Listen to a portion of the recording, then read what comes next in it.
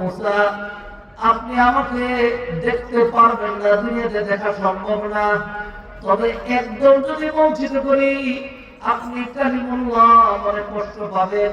বুঝাইয়া দিচ্ছি, আপনি পুষ্কিয়া ওই বিশাল বড় পাথরের পাহাড়, আপনার পাশে তুর পাহাড়, ওইটার সাথে দাঁড়ায় দেখেন আপনারা পাহাড়ের মাঝখানে সাইজের দিক থেকে, শক্তির দিক থেকে, শক্তের দিক থেকে কত পার্থক্য। আমি আমার নূরের যত সামান্য তাজাল্লি, নূরের যত সামান্য ফ্লাশ ওই পাহাড়ের উপরে দিচ্ছি।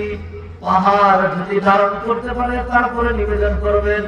আল্লাহ যখন নূরের তাজাল্লি পাহাড়ে দিলেন, নূর পাহাড়টা ধারণ করতে পারলো না, জ্বলে পুড়ে সরকার হয়ে গেল, স্থানান্তরিত হয়ে গেল। এই ভয়ঙ্কর চিত্র দেখে মুসা আলাইহিস সালাম ওইখানেই মুসা গেলেন, জ্ঞান হারাইলেন, দাঁতের দাঁত লেগে বেহুশ হয়ে জমিনে পড়ে গেলেন। আল্লাহ সুবহানাহু ওয়া তাআলা দীর্ঘক্ষণ করে হুঁশ ফিরিয়ে দিলেন। মুসা আলাইহিস সালাম বললেন, ফালাম্মা আফাকা ক্বালা সুবহানাকা তুবতু ইলাইকা ওয়া আনা আউয়ালুল মুমিনিন।